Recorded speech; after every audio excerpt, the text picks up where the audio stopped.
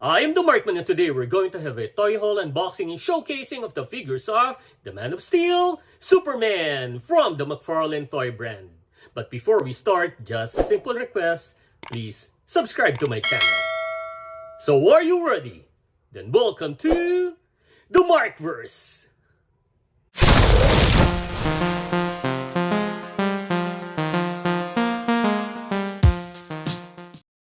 I got 6 Superman figures to unbox and 1 Batman.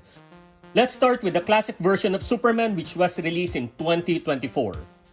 Well, he's happy. One thing I really like about McFarlane is their head sculpt. Most of their figures look realistic like this one. The color is lighter than the usual figures. His emblem is embossed. This is excellent. He also has his S symbol on his belt. It's nice. For the cape, it's okay. I do understand why there's no symbol here.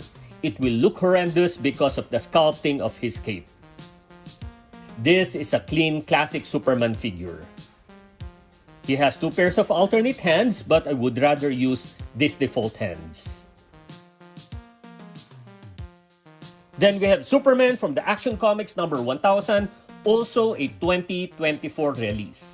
During 2020, the regular version of this was the first Superman figure released by McFarlane under the DC Multiverse line. And after 4 years, this gold-labeled version was offered. We had so many weird faces of Superman that McFarlane created, but this is not one of them. In fact, I like this sculpt. I love the striking dark blue color as well, including the metallic Superman symbol. I use the alternate right hand, which is an open palm, changing the right hand that holds accessories. Maybe one of the best features of this figure is his cape. This is a wired cloth cape, and look, there is the Superman symbol that you cannot put if it's a plastic wrinkled cape. I'm so happy getting this version of Superman, and we may consider this as the best Superman figure, though my favorite is still the DC Rebirth.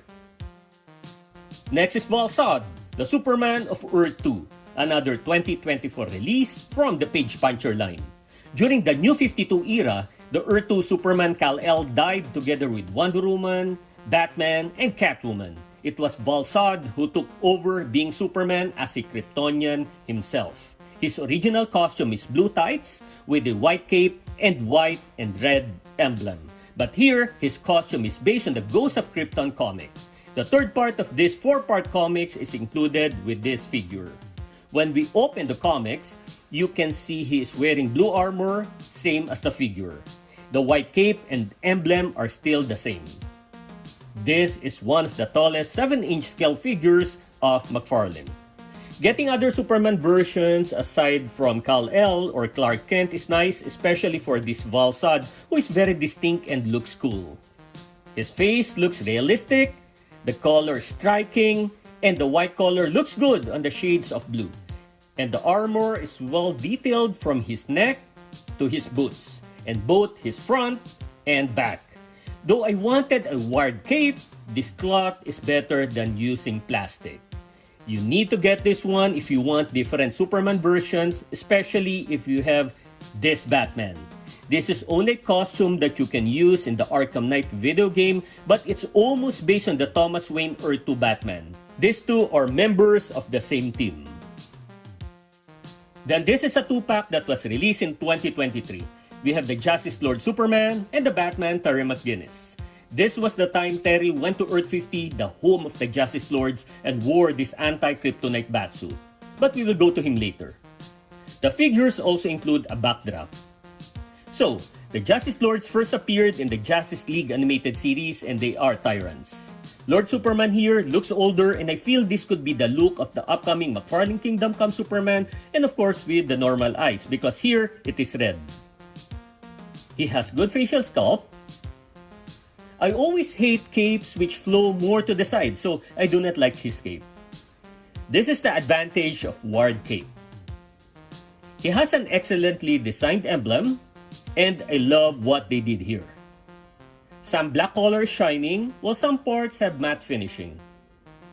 He has an excellent stance. Except for the side of his belt, his design seems accurate. By the way, there's an upcoming Justice Lord Batman.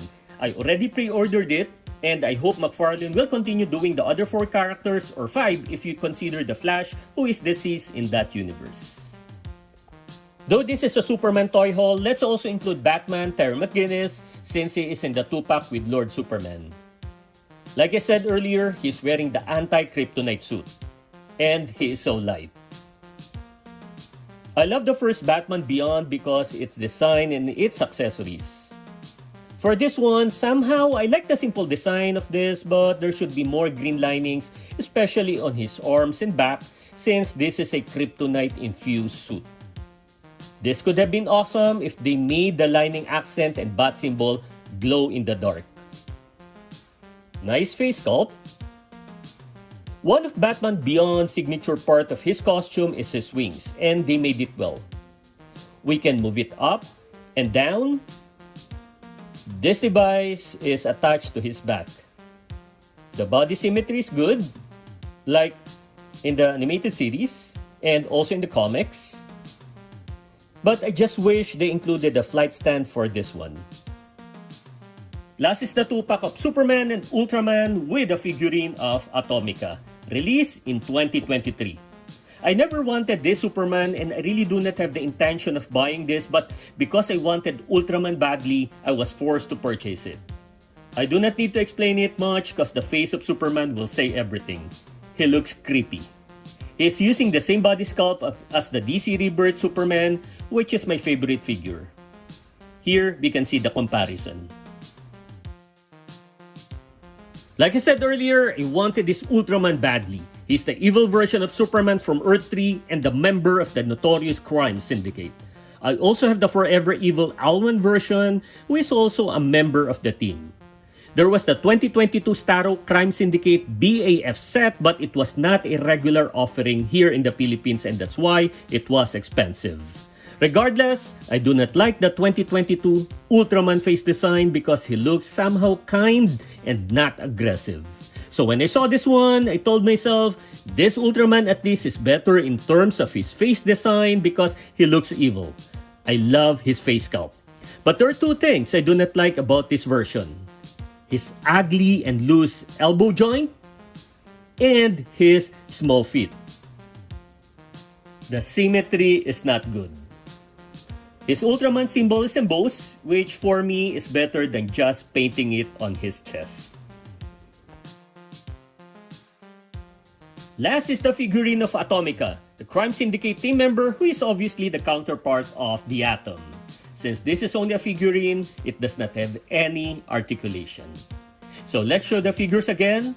From the Action Comics number 1000 with Wired Cape, Batman Terry McGinnis, then from the Superman and Ultraman 2-pack with Atomica, the classic version, Volsod, and the Justice Lord Superman. So, if you like this video, click the thumbs up button, please subscribe to my channel, and don't forget to push that notification button since I publish new videos every week. Again, I am the Markman, thank you for visiting the Markverse, and always remember to pay it forward with kindness.